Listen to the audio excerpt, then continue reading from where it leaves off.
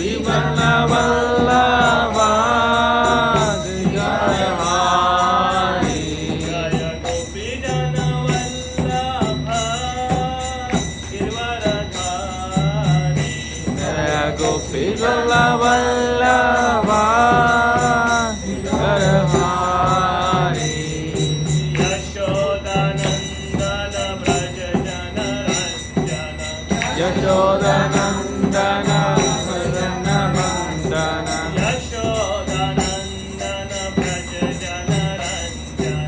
Yashodanandana Manana Bandana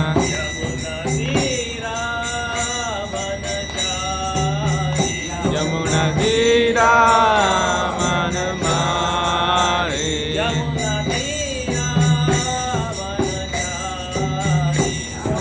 Dira Manamari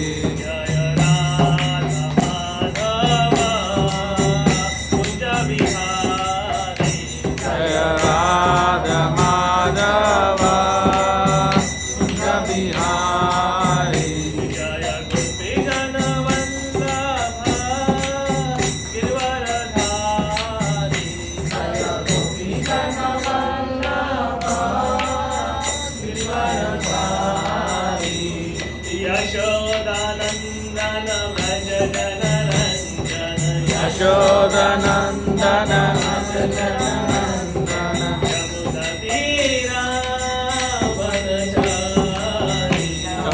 Dira Manamari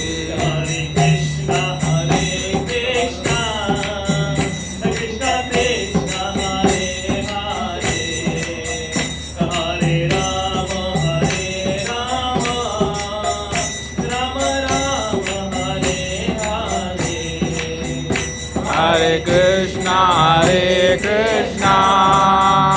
Krishna Krishna Hare Hare Hare Rama Rama Rama Hare Hare Hare Krishna Krishna Krishna Krishna Hare Hare Hare Rama Rama Rama Hare Hare Hare Krishna Krishna Krishna Krishna Hare Hare Hare Rama Rama Rama Hare Hare Hare Krishna Krishna Krishna Krishna Hare Hare Hare Rama Rama Rama Rama Hare Hare Hare Krishna Krishna Krishna Krishna Hare Hare Hare Rama Rama Rama Hare Hare Hare Krishna Krishna Krishna Krishna Hare Hare Hare Rama Rama Rama Rama Hare Hare Hare Krishna Krishna Krishna Krishna Hare Hare Hare Rama Rama Rama Hare Hare Hare Krishna Krishna Krishna Krishna Hare Hare Hare Rama Rama Rama Rama Hare Hare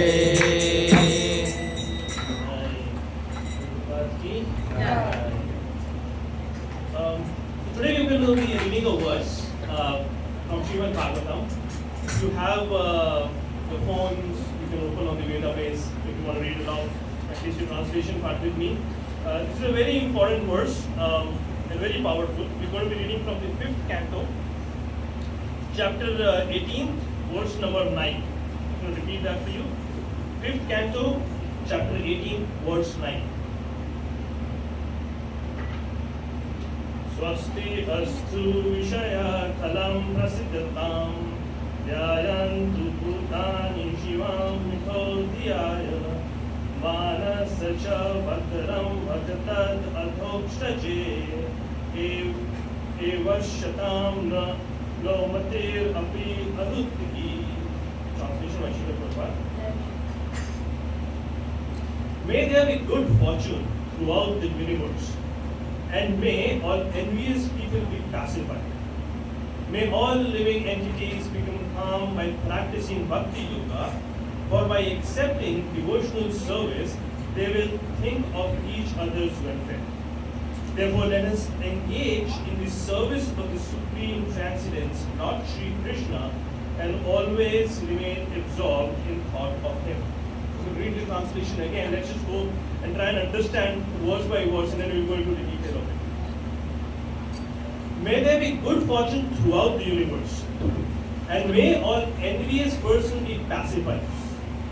May all living entities become calm by practicing bhakti yoga, for by accepting devotional service, they will think of each other's welfare. Therefore, let us engage in the service of the Supreme Transcendence, Lord Shri Krishna, and always remain absorbed in thought of Him. That's a very powerful verse. And even more powerful actually is the purport by Srila Prabhupada. In each of these purport, every syllable that exists, Srila Prabhupada has given Krishna Himself. They are that powerful. What I will be doing as an attempt is just talking about the purport itself. I think the purport of the words itself is so strong that there's nothing more to be talked about in this context. So just a little brief of this is a prayer that Prahlad Maharaj is offering to Narsimhadev, and this is not in the context of the Leela of Narsimhadev, but this is this is just two lines of prayers which is coming in when she's doing the reminiscences of Hari Varsha, and he's offering these prayers to Narsimhadev as to what is there in his heart. And through these verses, we can very clearly understand the position of a Vaishnava. Who is a Vaishnava? Vaishnava is the devotee of the Lord, who is imbibing the qualities of great devotees such as Prahlad Maharaj and the others that we have in our disciple succession. When we are offering our humble obeisances to a Vaishnava, or our prayers to a Vaishnava, how do we do that? We say, Vancha kalpa tarubhyascha vipasindhuva evacha patita nama pavanebhyo vaishnavebhyo namo namaha. Saying Vaishnavebhyo namo namaha, what are the qualities that we are describing over there? We're saying you are Vancha kalpa. What is Vancha kalpa? Vancha kalpa means desire tree. A desire tree is that amazing tree, when you approach that tree and you ask for anything, you get that.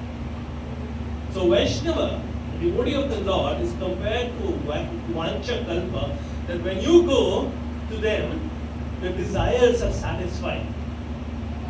And they are also being called as Kripa Sindhu. Kripa is mercy, and Sindhu is like that flow of mercy. Right? So when we are describing the devotee of the Lord, we are also saying Kripa Sindhu, that the mercy coming in from the heart of a devotee is something that cannot be controlled. It is overflowing, it is ever reaching to everybody else. But what is this desire that they are fulfilling? What is this Kripa, that mercy that they are giving? That is explained in the part when he is saying Patita Nama Pavanebhyo. Patita Nama, Patita, who is Patit? A fallen person. A fallen person in Sanskrit would be called as a Patit. Patit is somebody who is fallen into this material world, is suffering, is not able to understand, is deluded, and what has to be done. They are Patit. They are in the conditioned state where they are embodied into a temporary body and are recognizing themselves with that body. They are Patit. Right? And what do they do to such Patit? They say Pavanebhyo. Pavana is like to purify. Right? So even the most fallen soul out there can be relieved of their mercies just because the Vaishnava is Patita Nam Pavanebhyo. They will be mercifully giving up the desire of this, fulfilling the desire of the living entity to be able to be blissful and happy. Don't we all desire that? We all desire to be blissful and happy, right? A Vaishnava is somebody who once approached can give you this desire, because they are desire trees, can give you that mercifully, like it's not even that you're asking for it, they will mercifully give it to you, and hence your patita state, a fallen state of us, they will be able to revive that and make us purified and create power in you, right?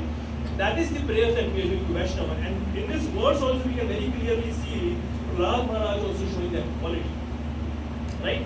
Now, in the context of Vaishnavas, it is also, we also say this, that Labha Matra Sadhu Sangha Sarva Siddhi Hoy.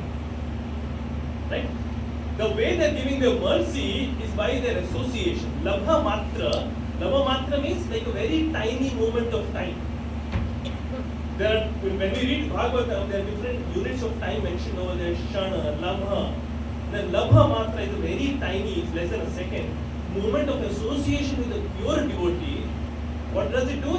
Sarva Siddhi Hoy. All perfections are achieved. But what is this perfection that is achieved? What is that mercy that a Vaishnava is giving, because of which you are able to revive yourself from a fallen state to a much more alive and ever blissful state? What they are giving in that Labha Matra Sadhu Sangha is the love of God. They are giving us in our heart that seed of bhakti, which then through our association with them we keep nourishing, and that bhakti bija is what is helping us attain the highest perfection, the sarva siddhi, the love of Godhead. And when that happens, then it automatically comes with its own set of qualities, which is like the threefold miseries that exist in the material world. They are gone away. The cycle of the four is gone away. What are these threefold miseries? Anyone knows? The miseries that we inflict, that we get because of others, the misery that we get because of our own mind, and the miseries that we get because of other external elements, like Devi Devtas. They are the threefold miseries that exist in the material world. Everybody suffers from that. Nobody is safe from it. And the cycle of growth is birth, old age, disease, and death. We keep going through these cycles. A Vaishnava is the one who mercifully would revive us from this position where we are in this suffering position. Now there is something very special. You know, when we are talking about reviving somebody from a painful position or a suffering position, or enlightening somebody and bringing them to a very happy state, there are other people also that come to our mind. A doctor, for example, helps us revive from our pain. On the other hand, a teacher is also said to be enlightening their students. But then what's the difference between a Vaishnava and a teacher or a doctor? There are two major differences. The first difference is the fact is, a doctor can revive you or relieve you from the pain of your body only. You have a hurting arm, you have a hurting stomach, you have a broken leg, they can help you mend all of that. But they cannot help you from the threefold miseries and the cycle of birth, old age, disease, and death. That they cannot. They can, if Krishna willing, they can help to prolong death, but they cannot help you to avoid it completely. There is no way that these materialistic doctors, they are doing good for the body, but they cannot treat the soul. Similarly, a teacher, all respects to the amazing service that they do to the society, but the teacher is able to give materialistic knowledge only to the child, which they cannot be used to revive them and bring them to the ever blissful, happy state. A materialistic knowledge can help you get a very good job, can get you a very good income, and you will be happy with it for a while, and then this job is boring, I need something more. Happiness comes in, but it is temporary. All of these efforts that we are putting into the society are only helping us to get temporary happiness. The Vaishnava is the only one who mercifully gives that kind of happiness to everybody. So that is the quality of a Vaishnava. But what are we supposed to be doing to be able to receive all of this bliss from a Vaishnava? The way we are supposed to be approaching a Vaishnava is also given in our scriptures. It says, Dasa, Dasa, no Dasa. The way we are supposed to be approaching a Vaishnava is saying, you are the servant of the Lord. Because a Vaishnava never says, I am Lord or I am such a great personality. They humbly call themselves only as the servant of the Lord. And if we approach a Vaishnava, a servant of the Lord, as being their servant, then that is Dasa Dasa Dasa. We are supposed to be approaching a Vaishnava in a form of serving them. What is the best way of serving anybody? Is to listen to them. So that is how we can be ever blissful and happy and be revived of all our material contaminations, is by to continuously serve them, by listening to them, and by following in their own footsteps. All the previous acharyas that we have had have very mercifully set up examples in front of us. They are like Krishna, Sri Ram, everybody have said this again and again, that I need to follow the concepts of Dharma to the highest of order, because that is what people are following. And if we deviate, everybody deviates, and there's going to be chaos in the society. Krishna says that in Bhagavad Gita. Sri Ram is by himself, in his own life, is nothing but an exemplary personality who's shown us how to always follow Dharma. Right? So, the takeaway is, and once we are done with the lecture part of it, we're going to sing the Narsimha Arti. Right? There's an amazing, beautiful phrase in the Narsimha Arti, which says, Bahare Narshinga, Hridaye Narshinga. Two parts. Bahare Narshinga is outside. Hridaye Narshinga is within the heart also. Right? When we are singing those prayers, we're kind of trying to imbibe this quality that the Vaishnavas have. What is that quality? I'm going to read the translation. And this prayer, when we sing it, just try and meditate on these words in particular, and then this translation. Let Lord Narsimha sit in the core of my heart, killing all my bad propensities. Let my mind become clean, so that I am peacefully worshipping the Lord and bring peace to the entire world. That is the mood of a Vaishnava that we are supposed to be imbibing. When we say Hridaye Narshinga, which means Lord Narshinga, come and sit within my heart. And he comes and sits within our heart, and when he is there in your heart, when we say within our heart, means we are lovingly offering, we are having loving exchanges with him, we are listening to him, we are following his instructions. All of that means Hridaye Narshinga, is we bringing Lord Narsimha within the core of our heart, is going to cleanse ourselves from within. And that is what also is Prahlad Maharaj is praying, that may I get rid of all my bad propensities. That is Hridaye Narshinga. That when we are praying to the Lord, that without your mercy, it is not possible for me to even do anything as doing devotion towards you. So please stay in my heart. And I pray unto you that I get cleansed of my materialistic bodily consciousness, where I'm thinking of everything to be in the context of body and not spiritually. I get revived of all of that propensities and come to the state where I worship you and think of you with my pure heart. Now, Lord Narsimha is so merciful, right? Do we know the Leela of Lord Narsimha in the Mayapur? Has anybody visited Mayapur temple? Haven't had darshan of Lord Narsimha there? Yeah, beautiful. Right? So Lord Narsimha in Mayapur is in this amazing form of Ugra Narsimha. He's in that angry form. So Lord Narsimha has a quality, he's called the Vigna Vinashaka. Vigna is obstacles, and Vinashaka is one who destroys those obstacles. So he's the one who destroys all obstacles in the path of our devotional progress.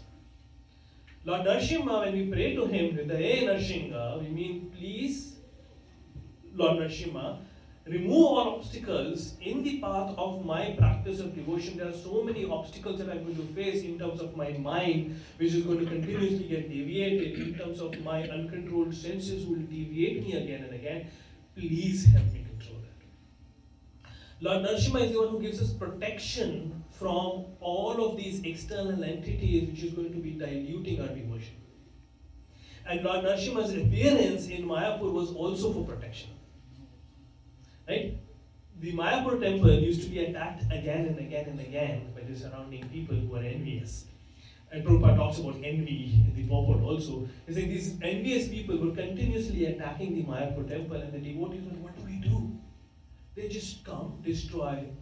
And it crossed all limits, where in one incident, these miscreants, they came in and they attacked the temple and they took away Radharani. And now devotees were devastated. What do we do? That is when they decide that we need Narasimhadev here for protection. And then, there's an amazing set of leelas how Lord Narasimha actually ended up coming to the temple. So, when you can have his darshan online if you want to.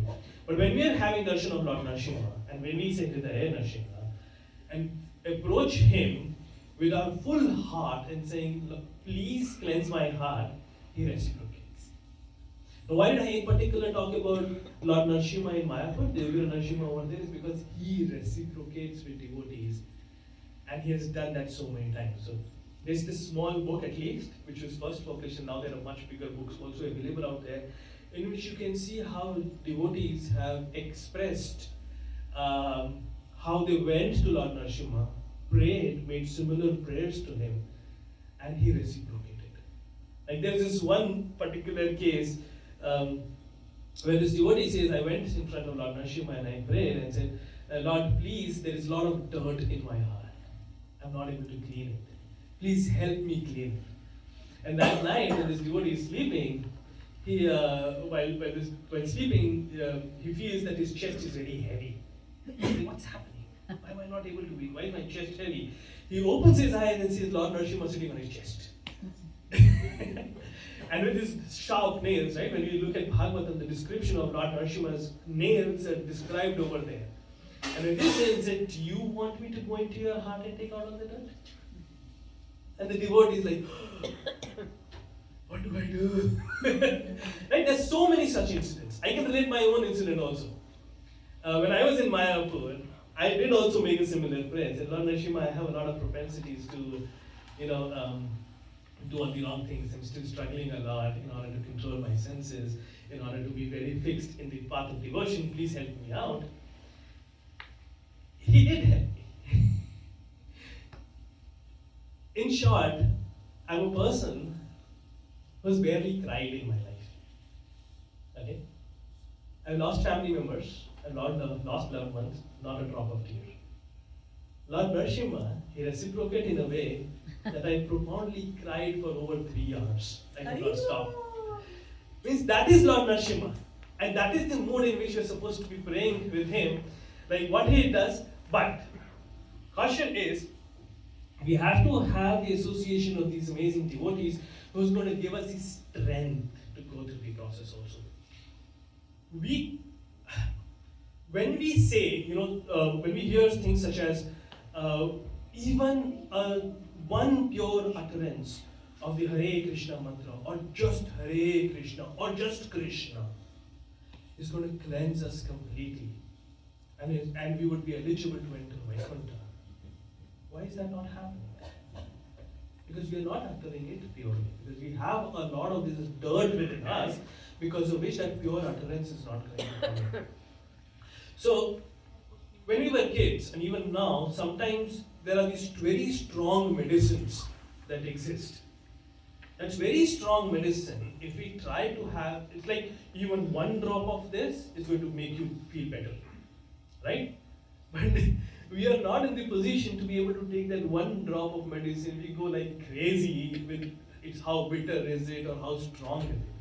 What do? We kind of have to water it down a bit and then have it in multiple sips, right? Tulsi drop, for example, the qualities is said that it really helps you in your immune system and all those amazing benefits, apart from Tulsi Maharani being amazing in giving us devotional service.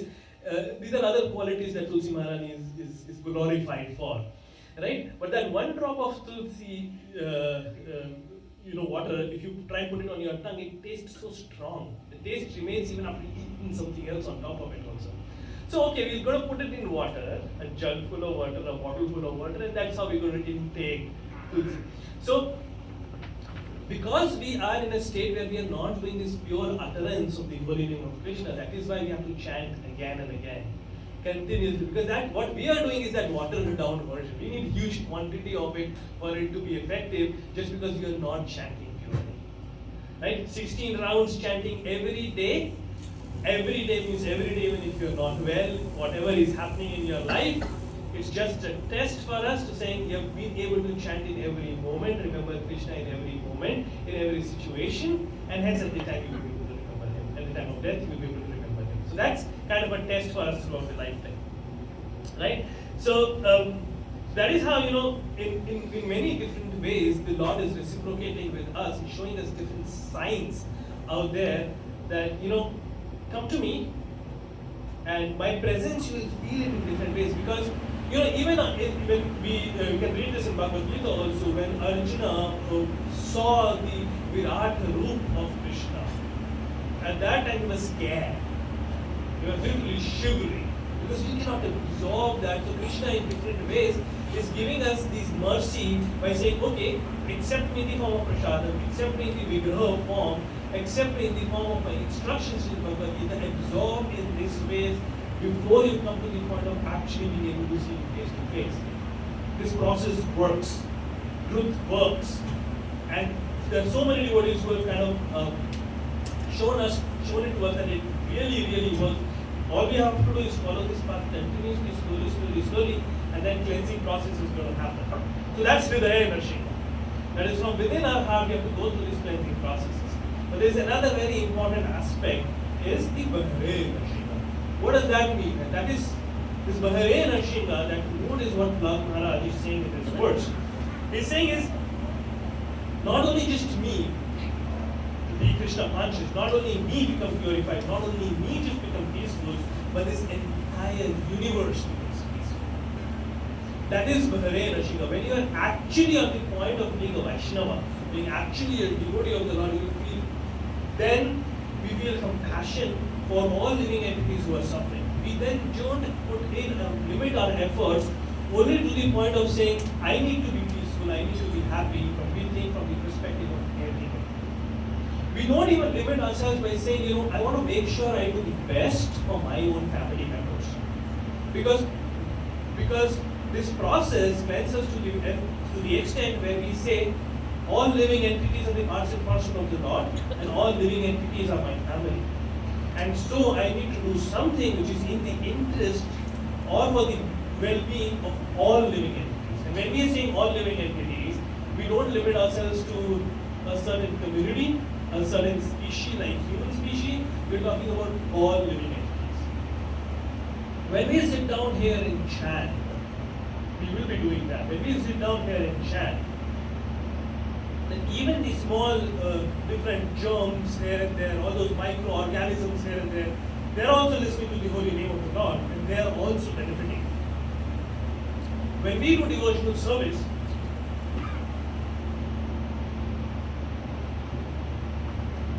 when we are doing devotional service, we are accepting prasadam.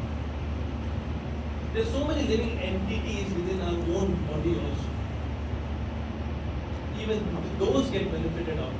So, Hare Krishna, which means is, do not limit yourself to just your own cleansing. Your actual cleansing is also going to happen by you giving this process to everybody else and being conscious about others. And this being conscious of others is not just limited to the fact that they say, okay, you're hungry, I'm going to feed you. Because that is again a temporary solution. A Vaishnava is thoughtful of the process that, let me put it this way. Arjuna, when he faced the battlefield of Kurukshetra, when he was facing this war situation, one of the reasons he said to Krishna that I'm not going to fight is because he was feeling compassion. He said, I'm compassionate towards these family members of mine, my own kinsmen, my own gurus. How can I kill them? I can't do that. Krishna responds by saying everybody has to die. What are you talking about? What are you trying to do? You cannot avoid anybody from dying. So, but by not performing your own duty, you're doing a sin. You're not being intelligent. You're supposed to be performing your duty nicely, which is to be being a Kshatriya and fighting the war for religious purposes, for the Vedic principles, because Krishna said so.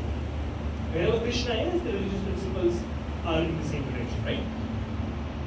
So and that is where when we read the second chapter in Bhagavad Gita, Srila Prabhupada in his 4 courses so amazingly present. He said, he explains to us that what is the use of being compassionate? So if you see a person drowning, and I be compassionate towards the shirt of this drowning person, is that intelligence?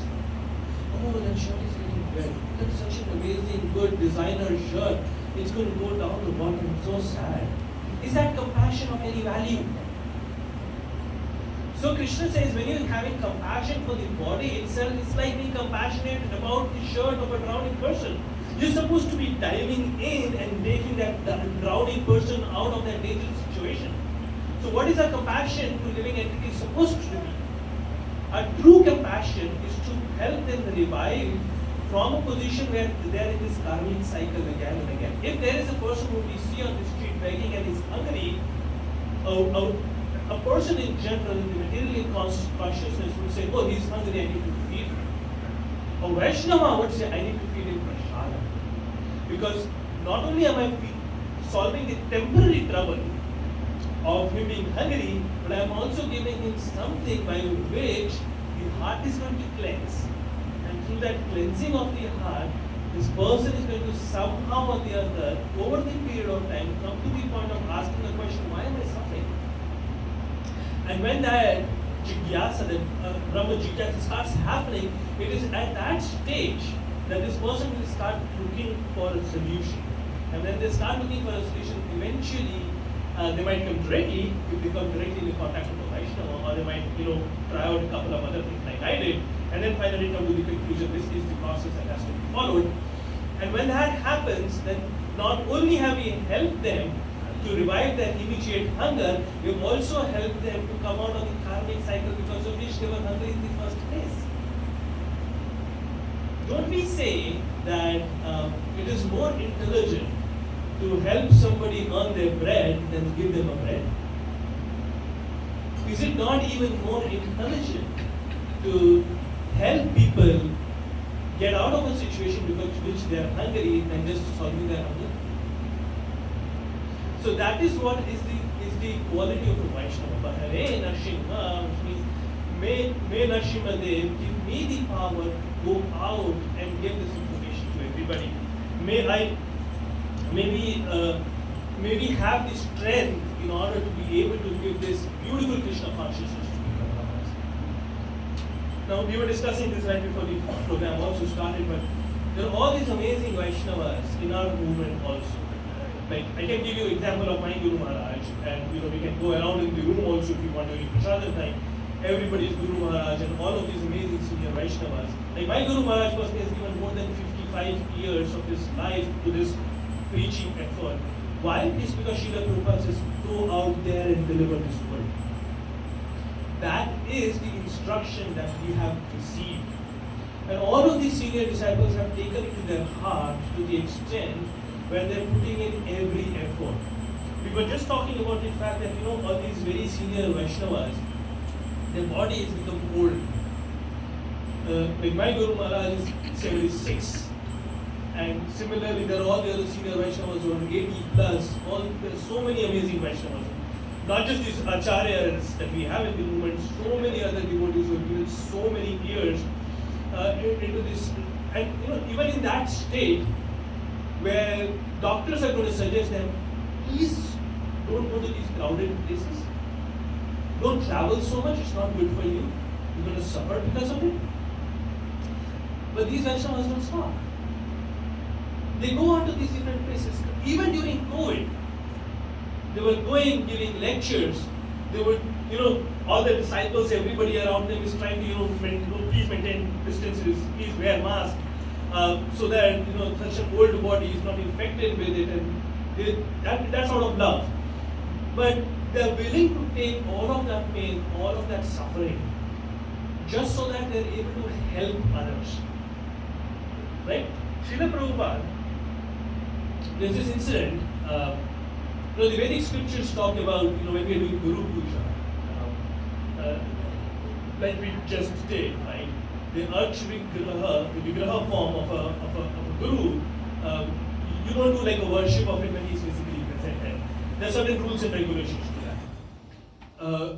When there were different incidents, like in Vrindavan, for example, when Srila Prabhupada is over there and all the disciples were doing Guru Puja, there's this very nice, learned, humble Vaishnava who comes and approaches Srila Prabhupada, why are you doing this? And he's quoting verse after verse after verse after verse. So do you not know that by accepting all of these arati from all of your disciples and everybody else, you're going to suffer like anything?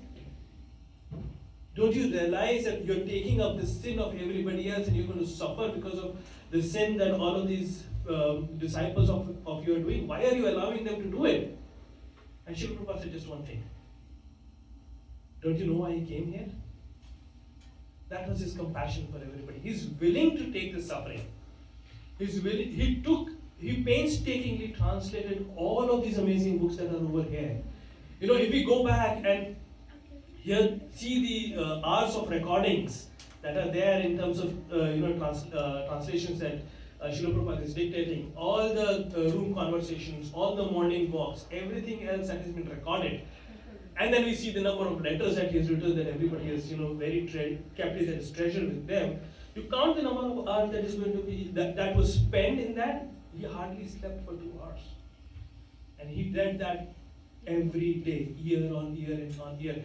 That was Hare Krishna, his compassion for all the living entities. That I need to give everybody that solution which will help them get out of this pain. We were talking in the morning also the fact that all of these senior disciples were training us in doing all of these things, right? Their body is becoming old. Very soon, and it's very sad, but it's unfortunate truth that very soon they will wind up all their services over here and go. The question to us is, we've been given all of these books. We've been given all of these amazing processes. We've been given all of these different program systems. Bhakti Shastri courses, such systemic learning of Bhagavad Gita and the other scriptures. We can keep going on and on. We've been given so much. What are we doing about it?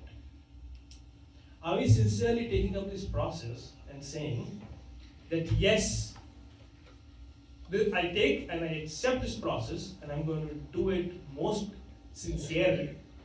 Like,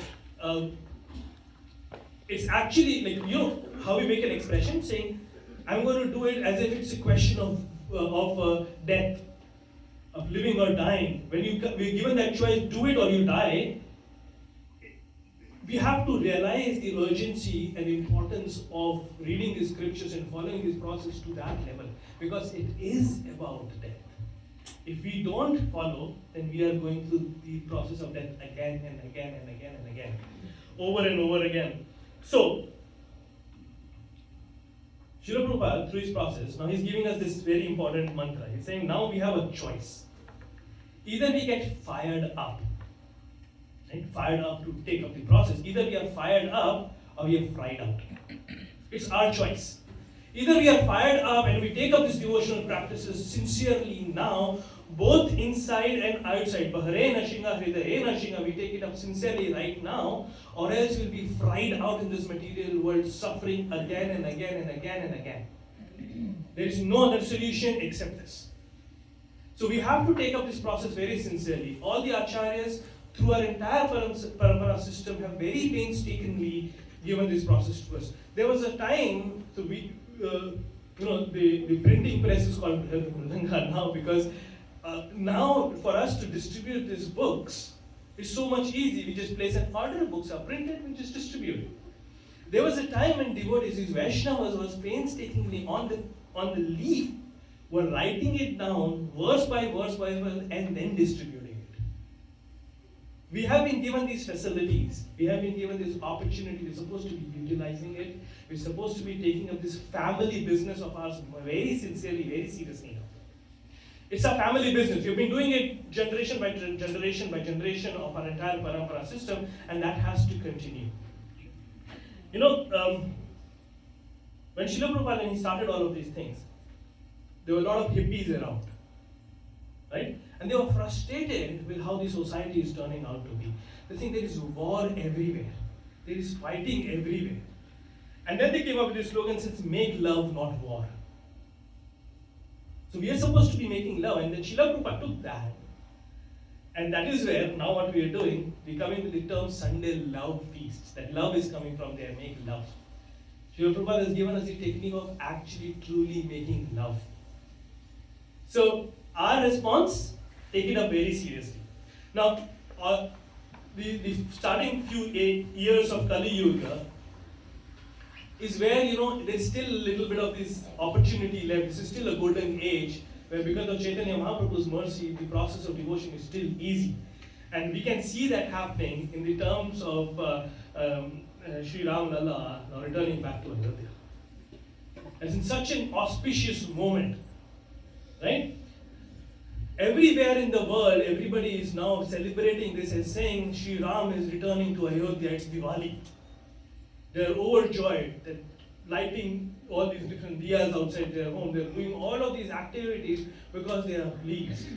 Why are we pleased with the fact that Lord Ram is returning back to Ayodhya? Because we know the fact that when Lord Ram was the king of Ayodhya, then it was Ram Rajya. There was no suffering in Ram Rajya. If we want that Ram Rajya again, if we want this entire world to be peaceful as it used to be during Lord Ram, we have to do is take up the process of being Ayodhya Vasiyas ourselves. Shri Ram is back in Ayodhya, but are Ayodhya Vasi there? It's our duty now to make that happen. All of these amazing devotees from around the world, they're making all of these offerings to Sri Ram Lalla, where they're making this, a couple of things that I saw was this huge agarbatti. Like, I don't know how many hundreds of feet going in this, I don't know how many wheels of trucks going towards Ayodhya. Then this huge diya with, I don't know how many hundreds of liters of ghee it can hold, that huge bell. Everybody's making these huge offerings in whatever is their capability. Right? They're trying to do their best in order to try and give an offering to the Lord and saying, we are very pleased that you are back. And it's Diwali. What are we going to do? What is our offering going to be? We are so far away from Ayodhya. All the devotees, ISKCON devotees, they're going to Ayodhya. They're offering all these prasadam plates, so many of them every day to the devotees over there. They're doing book distributions, they're doing Sankirtan. Around the world for an entire month, ISKCON is going to be celebrating this auspicious moment. All of that they are doing, but what are we going to do? We are supposed to be following the instructions that we have been given. Our offering, the biggest offering is going to be what Chaitanya Mahaprabhu has given to us in the form of saying, Jare dekho tare Hare Krishna upadesh. There's so many different ways in which offerings can be made. Our offering can be the Sankirtana movement itself. Our offering to Lord could be to give that Sankirtana force, because when we say Ram Rajya, we mean a place where there is no crime. Now let's think. Now, I'm an analyst, sorry. But we do something called a 5 why analysis. Right? A 5 why analysis means you have to ask why 5 times minimum to come to the root cause of the trouble and address that instead of doing patchwork here and there. So why is there, why don't we have Ram Rajya? We don't have Ram Rajya because there is this criminal mind activities going on and also many religious activities going on. Then you have to ask why again, and why is that happening? That is happening because people are not having the knowledge in order to be able to differentiate and distinguish between good versus bad. Why is that happening? Because the Vedic knowledge itself is missing. Why is that happening? Because Vaishnavas are not preaching. 5 whys. What does it lead to? We are supposed to be preaching. We are supposed to be taking this knowledge within our heart and we are supposed to be giving it out also. The more you give, the more you get. That is Krishna. If I go and tell you that, let me try and come up with some example. A very small hatchback car, there is a certain amount of money that you're supposed to be paying to buy, let's say $20,000, right? Then it says, oh no, a better good brand, sedan or something, maybe $40,000. So on and so on. The better the quality that we keep increasing of the vehicle itself, the more we are supposed to be making a payment for it. When we need temporary happiness, we make payments by making efforts such as going through the entire material study, putting in that years and years and years of studies into it, laborious work every day to be able to get that promotion that we wanted. We're making all of these different efforts. What are the price we are paying to try and get Krishna? What is the price that we are willing to pay to have Sri Ram in the very center and create a Ram Rajya? The higher the value, the higher the price is going. Like the more that you're going to extract out of anything, the more there is an offering, the more you're supposed to be paying a price. To get Krishna in the heart, the price is the Sankirtana movement. You're supposed to be taking this process seriously and giving it also. There are devotees who are doing these services of making this arrangement of having this temple hall, for example. Right? They're making these arrangements to, okay, cook prasadam, to arrange the chairs. Okay, what hall can we use to be used for ISKCON Scarborough? Let's give them more service. Let's make our effort so sincere that we go out over there, this hall becomes small. And then these devotees are running around to try to find a bigger hall, and then let's make that hall also small. Why are we happy about having a temple inauguration? What does a temple mean? A temple is a place of learning and education. It's a place of association. And it's not just a fantasy of by saying, I have created a beautiful temple. Why do we be happy about big temples? Because that means more number of devotees are going to be coming over there, associating with each other, helping each other out. And that is where more and more people are going to get immersed. That is the mood of temple construction that Srila Prabhupada had, and that has been the mood always. So if we are happy about the inauguration of the Ayodhya temple, let's fulfill that mood globally, not just in Ayodhya. Right? So, the fighting that we keep doing in all of these different cases is, right, okay, how do we make this happen? That's the first question. Okay, we have talked of very nice good things, of preaching, making everybody a devotee, but how is that going to happen? The first and the easiest step could be, and again, we're going to talk about a lot of things, but could be, you know what ISKCON is also called? What is the Hare Krishna movement also called sometimes? It's also called the religion of kitchen. Because, let's reflect back. How many of us have actually visited temple just because there is nice prasadam? Right? What this also again in a materialistic way it said, the way to the heart of a man is through the stomach. There are so many different sayings, all related to the fact that, the person might not be willing to hear, but everybody is willing to eat.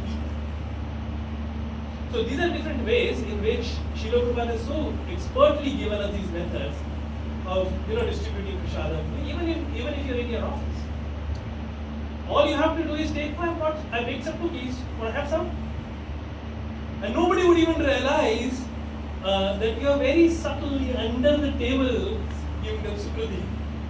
That is how this mood is. Anybody who is a Vaishnava, that is how the consciousness changes. We are doing the very same activities that anybody else is doing. We are also socializing, we are also dancing, we are also eating, we are also giving out gifts, presents like everybody else does. It's just that our consciousness is different. We are having Krishna in the center, and that is the need of the hour. That is what needs to be done. So, we talk about religious processes, and I really love this. We have to actually preach by our own examples. When we are dealing with people, they remember how you acted. They remember how you showed compassion, or how you understood them, or lended your ear to them to listen to their trouble, and were offering them lovingly a solution without judging them.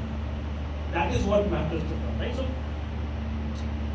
that is how we are supposed to be approaching all of these people. The perfection of religion could also be, and Srila Prabhupada says, dance. Be so ecstatic, be so loving, that everybody becomes envious of the fact, and that's the perfection of religion, which is the envy that others can feel. He's so happy.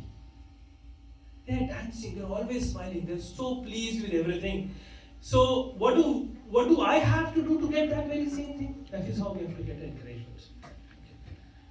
We're almost at time, but one last thing I would say is just reflect back. What is that led you, yourself individually, to take up the process of bhakti. What is that led you individually to pick up a Bhagavad Gita to read it? What is that led you to come to this temple today? Think of that, because that is what is in your heart, which attracted you to Krishna. Take that, amplify it, and give it back to the society. That is going to be our best offering that we can do today to Sri Ram, and he would be the most pleased. Krishna says that very clearly. He says, the one who is talking about me and giving knowledge about me to others is the most dear to me. So let's do that effort. Be strong ourselves, Hridaya Nashinga. Let's take up the process very seriously. And Hare Nashinga, let's give it to others also. I'm going to pause here for just take 2-3 minutes seriously, because I know it's going to be Darshan time very soon. But I'm going to open up the floor real quick for any questions, comments, challenges, any reflections, anything. Just feel free to just reflect what is there in your heart. That's one of the ways of dealing, is like to express your heart very clearly. If you do not agree, we can discuss. If you agree and have a realization of how you can make it possible, you can share that also.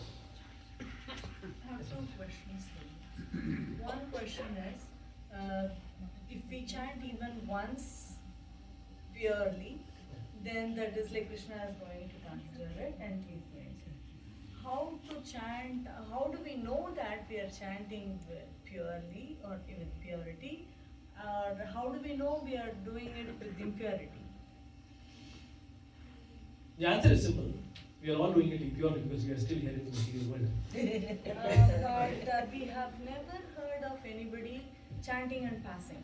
Right? When at the time of death we are chanting and they are leaving the body. But Right. we are in the material world, we are born with passion, and we are When we see our gurus, they're still in the material body, but are they the body? A disciple, a devotee at the age of 79s, 80s, doing 2 world tours around the world, and then they take off from US, land in India, immediately start doing their routine as per Indian time zone, and then they travel some other place in Europe, take up that time zone immediately and start doing this. They're not the body. Yeah. That is the symptom. Till when we are at the point where our body is limiting us, controlling us, or we being slack. When you say, oh, my legs are hurting today, let's not go to the temple. Or something is happening. Till when we are in that bodily consciousness, till when we are associating ourselves in this way in the body, we have not done that pure chanting of the Lord. And the solution to the question that you asked is the same thing. Keep chanting till when we come to that point of pure chanting. Yeah, that is what chanting itself purifies, That's and the the only name process. is so pure. Yes. Just by uttering the name, hearing the name itself is like kind of doing it. Yeah. This is one question. Thank you for the answer. The other question is, Prabhuji, have you ever come across any sloka or any thing that says that gurus are taking our sins? I'll have to do a search on the database, but that's a fact that has been told to us again Yeah, and again. this has been I can for sure find out a verse, and I can probably even to my Guru Maharaj, for sure I can tell that. But that's a fact, because these gurus always keeps. So the process of initiation is that when they leave only a token with you and take away the rest of the sin, so that burden is gone and you're able to do the actual devotion service. Because Prabhuji, I'm not able to accept it, because Krishna says in Bhagavad Gita, as you said in this today's class also, that the one that is preaching me to others is the most dear to me. Yes. Gurus are preaching and they're taking us in the path of devotional service, and Right. they're training us to do devotional service properly, and they are close to Krishna. How to accept that Krishna will put our sins in him and make him suffer? Okay. So let's talk two parts. It's when we say the Guru takes up the sin, it is basically Krishna only empowering that to happen. Because when I am doing this, when I got initiated, my Guru Maharaj took up my sins and saying, I'm going to relieve you of the burden and let you be able to practice devotional service. Srila Prabhupada is there saying, oh, I'm going to assist you, I'm going to take it. And so on till parampara, and that's how Krishna is pulling out sin from this world. Right? By ourselves, a person cannot take away the sin of anybody else till when not powered by Krishna himself. So, and that's first. So Krishna is the one, till the entire power of the parampara system, that removing of sin is happening. That's first. And the second is, these gurus, they are so compassionate and it is okay for me to suffer, but I'm going to remove the suffering of everybody else. That's their compassion. They are compassionate to take our sufferings and suffer. Yes. But Krishna, is he going to allow them to suffer No. for our suffering? No. Right. He does not.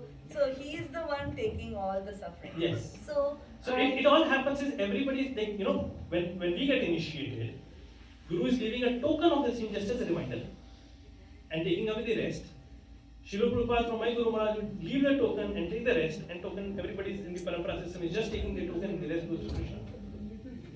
So that token is needed for us to have constant reminder. Exactly. Right? That is their mercy again. Krishna's mercy in saying, don't get so relaxed. Yeah. If you don't continue to follow the process, you are in trouble again. Yeah. True. Okay, one last, if you can have just 1 minute, one last short question and then we can wind up. Anybody? Yeah, just one comment here. Yes. Christ took on the sin of the whole world and he was crucified. Again, he's a Vaishnava. Yeah, he's Vaishnava. He's a Vaishnava. Yeah. He was willing to take up the sins of The whole everybody world. else Yeah. to revive them from his sin. So Yeah. he took up the sin. He took up his sin, yeah. He took up his sufferings in terms of being crucified, Crucified, yeah. because he's the Son of God. So it's a science. That's his compassion for It's everybody. a science, you know. Yes. It's a science. You know? Yes. I think everything that has to be done in the material world is a part of the agency of material nature. The agency Yeah. has to pass to that agency Correct. of material nature. Okay. I think the bells are ringing. Thank you so much. Thank you so much. Hare Krishna. Hare Krishna. Bhagavad Gita. Jai.